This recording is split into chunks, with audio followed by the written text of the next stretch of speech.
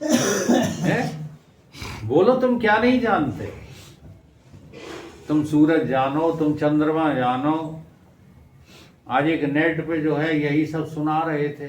हमने कहा देखो कैसा समय इन्होंने खराब किया होगा।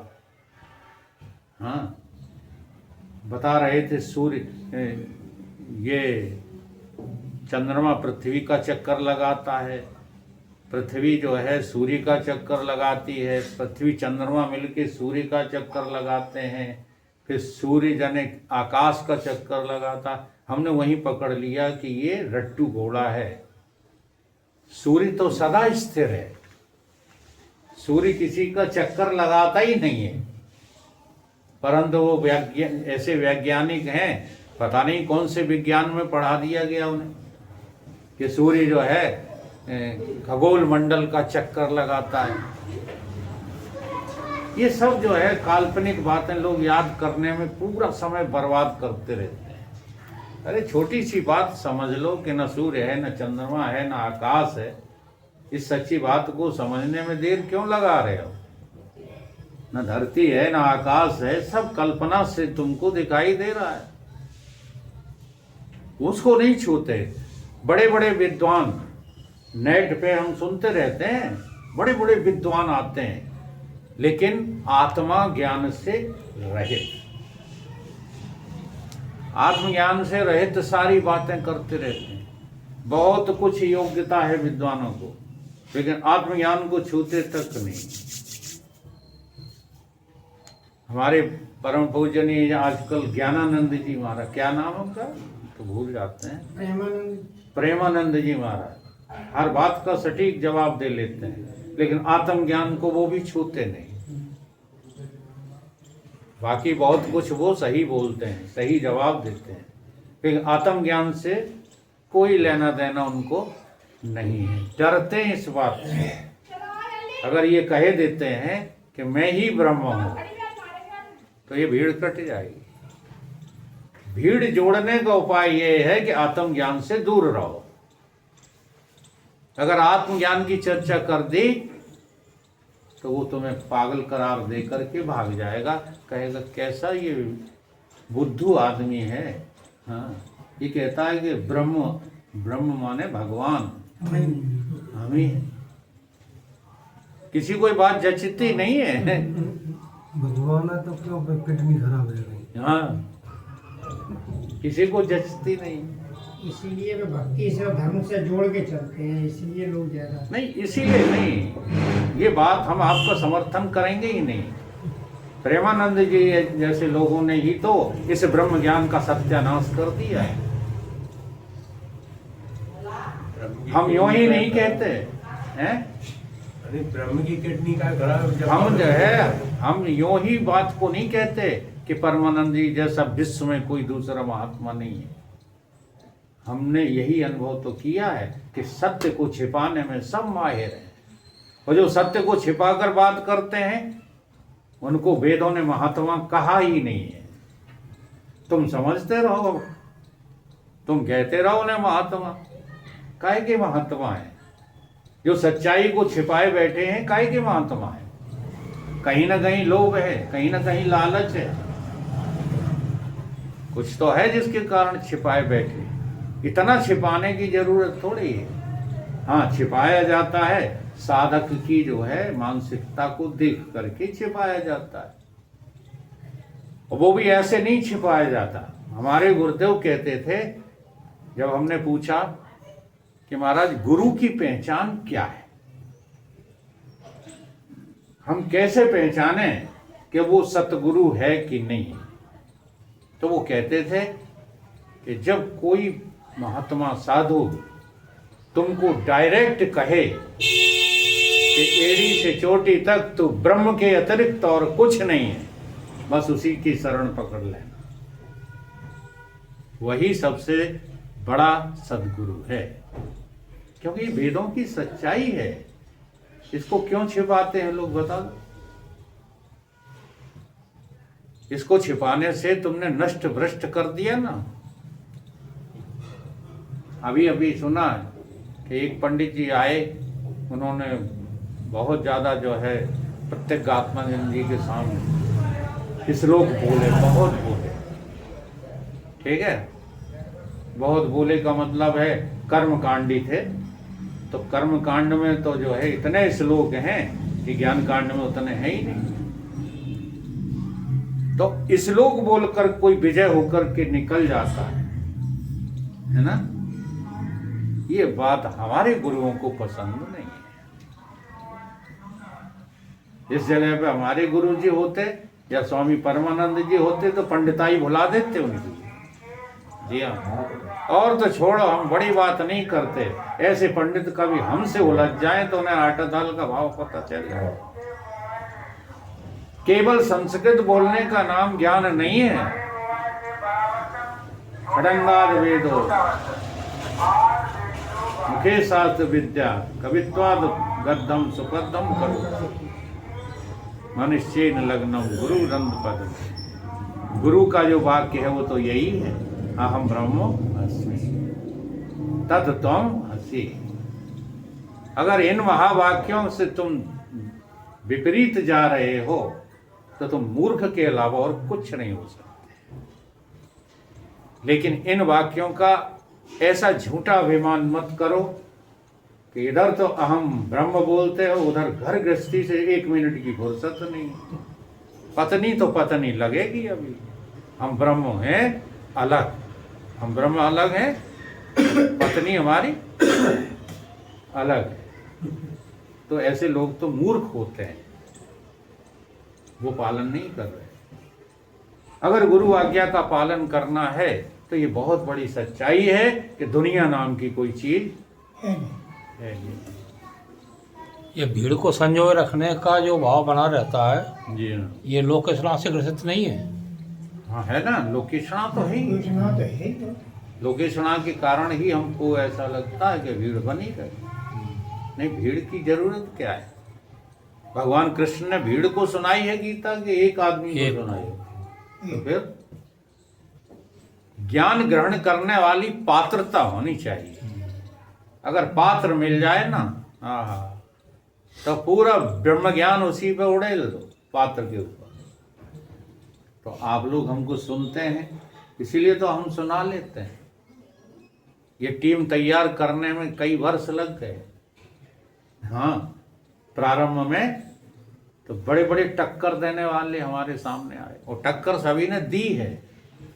टक्कर का मतलब इस बात को फेल करने के लिए हजारों प्रश्न किए हैं लोगों ने, लेकिन जब जो है लाजवाब हो जाते हैं तो फिर पात्रता आ जाती है। तो आप पात्र हो इसीलिए ग्रंथ सुनाते हैं। अगर आप अपात्र हो तो टिकोगे ही नहीं। इतनी ऊंची बात सुनने के लिए टिक नहीं सकता आदमी, भाग जाएगा। उन्हें कहीं क्या रखा है इन बातों में, अपनी घर गृहस्थी संभालो। इस प्रकार से जो है जाति और वर्णों के धर्मों को आत्मा में नहीं मानते, किंतु अपनी आत्मा को असंग नित्य मुक्त और शुद्ध जो है मानते हैं। वे नित्य ही मुक्त हैं, क्योंकि हे राजन, शास्त्रों में 2 दृष्टि कही गई हैं। एक तो जो है लौकिक दृष्टि है और एक शास्त्र दृष्टि है। तो जो लोक दृष्टि है, लोक दृष्टि, उसे जब तुम अपना लेते हो, ठीक है, और शास्त्र को अनदेखा कर देते हो तो आप पापाचार में लग जाते हो। लोक दृष्टि बुरी नहीं है। जैसे कहा जाता है ना, बच्चों का पालन करना तुम्हारा कर्तव्य है, तब वहां पर शास्त्र दृष्टि भी रखो। देह का कर्तव्य है कि आत्मा का कर्तव्य है? हाँ, तो देह धर्म तू देह से कर। इसका ये अर्थ है कि तू उसमें आसक्त मत हो, आसक्त मत हो, लेकिन देह का धर्म तो करना पड़ेगा कि हो ही जाएगा। तो भाई जाएगा। हाँ, ये तुम जो कहते हो करना पड़ता है मुझे, बस इसी बात में तुम शास्त्र दृष्टि को ओझल कर दो। शास्त्र ये कहता है कि तुम कुछ नहीं करते, प्रकृति क्रियमाणान गुण कर्म विभाग से, गुण कर्म सर्व से। अहंकार विमूढ़ात्मा कर्ता अहम इति। काम तो अम्मा कर रही है और लला का कह रहे हैं कि हम करते हैं। अच्छा, पाल पोस के किसने बड़ा किया तुम्हें? माँ ने। और तुम घमंड क्या करते? हम बड़े हो गए। तुम कैसे बड़े हो गए हैं? बड़ी विचारणीय बात है ये। अब यही घटना यहाँ घटती है पूरी। प्रकृति का काम है ये सब कुछ, जो कुछ हो रहा है संसार में सब कौन कर रहा है? प्रकृति कर रही है। तुम तो कुछ, यानी जीव कुछ करता और जीव करने वाला बन जाता है, इसलिए वो देह अभिमानी हो जाता है। ये जो देह का अभिमान है ये तो चर्म का अभिमान है। इसलिए अष्टावक्र जी ने सारी सभाओं, विद्युत सभा को चर्मकार की उपाधि दी। देह को मैं मानना माने चमर्पण। चमड़े को मैं मान रहे हो, चमड़े को मैं मानना क्या है? चमर्पण है। इसलिए चर्मकार, देहो हम रटोगे, देहो हम समझोगे, देहो हम का पालन करोगे तो आप ब्राह्मण नहीं हो सकते सिवाय चमार के। और जो चर्म के अभिमान से रहित है वही अपने को देह से भिन्न नित्य शुद्ध बुद्ध देख सकता है, और जो अपने को देह से पृथक देख लेता है वो मुक्त ही है। इसी को कहा है मुक्ता अभिमानी मुक्ता। बंधा अभिमानी बंध अभिमानी अपि बंधो। जिसने जो है अपने को देह देख लिया वो बंधा है, जिसने अपने को आत्मा देख लिया वो मुक्त है। देखने की ये कला जो है हमको आनी चाहिए। यहां लोग कहते हैं जैसी जिसकी मति, अर्थात जैसा बुद्धि अंतकाल में होती वैसी ही उसकी गति हो जाती है। अब लोक आयुक्त जो है, ये लोक युक्ति जो कही जाती है, ये किंवदंती कि जैसी जिसकी मति वैसी उसकी गति, तो इसका अर्थ गलत लगा लिया है लोगों ने। अंतमति सो गति के। हाँ, अब वो कहते हैं चलो उसको भी जो है संस्कृत में बोलते हैं अंतमति सो गति। गति, अंतमति सो गति। अब अंत में मति कैसी होगी? जैसा अभ्यास किया वैसी होगी। अरे यार, फिर उसमें मिलावट कर दी तुमने। जैसी अभी है, हाँ वैसी होगी। हाँ, जैसी अभी है तैसी तब होगी। जैसी अभी है। एक हमारे युग पुरुष जी दृष्टांत सुनाते रहते थे कि एक जो है नई उम्र का सन्यासी हो गया, तो नई उम्र के सन्यासी हो जाने से अब वो काम पर विजय तो प्राप्त होती नहीं है, तो किसी लड़की को देख करके जो है वो लालच में आ गया और उसके चक्कर में उसके कमंडल बिक गए, कुर्ता बिक गया, धोती बिक गई, लंगोटी बिक, सब बिक गए उसके। तब उसको होश आया, जब सब कुछ बिक गया, नंगा खड़ा रह गया, तो क्या कहता है जानते हैं? अब जो है अफसोस कर रहा है कि अब मैं इस काम के बस में कभी नहीं होऊंगा। तो क्या कहता है कि जैसी है अब, जैसी है अब तैसी होती तब। तब जैसी है अब का मति, मति और तैसी होती तब। हाँ, तो ना बिकते ये कुर्ता लंगोटी और ना कमंडल, ये कुछ मुझे कहना नहीं आ रहा, तो वो बिकते नहीं। ठीक है, तो तुम क्या समझते? अंत में मति तुम्हारी ब्रह्माकार ले लेगी? नहीं होगी। अभी क्या है? निर्णय ये लो, अगर अभी ठीक है मति, अभी ब्रह्माकार है मति, तो मरते समय भी ब्रह्माकार ही रहेगी। और अभी देहाकार है मति, हाँ, अभी पत्नीकार है मति, अभी पुत्राकार है मति, मकानाकार है मति, वही देख तो फिर वो अंत में भी वही रहेगी। इसलिए निश्चय बदलना है तो होश पूर्वक अभी बदल लो, अभी नहीं तो फिर कभी नहीं। कभी। इसको कहते हैं सच्चाई।